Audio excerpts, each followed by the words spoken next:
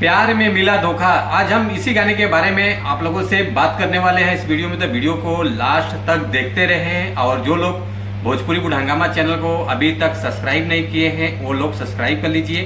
नमस्कार दोस्तों, मैं हूं सतीश। चलिए वीडियो को शुरू करते हैं। आज हम जिस गाने के बारे में आप लोगों से बात कर रहे हैं, फाइनली ये गाना रिलीज होने जा रहा है। वो आगे बात करेंगे किस चैनल से रिलीज होगा, पहले गाने के बारे में बात कर लेते हैं। इस गाने को गाया है ममता मौर्य जी, जो कि बहुत अच्छा गायकी है इनका, बहुत अच्छा सुर है। तो ये गाना आप लोगों को रिलीज हो रहा है वेब म्यूजिक चैनल से, जो कि काफ़ी बड़ा चैनल है, बहुत अच्छा चैनल है, भोजपुरी का माना जाना चैनल है।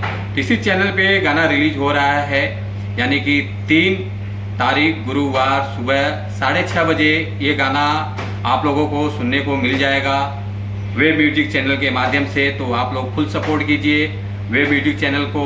और ये गाना बहुत प्यारा सॉन्ग है, जैसे कि 3 अप्रैल को गाना रिलीज हो रहा है, तो आप लोग सुनेंगे तो बहुत मजा आने वाला है।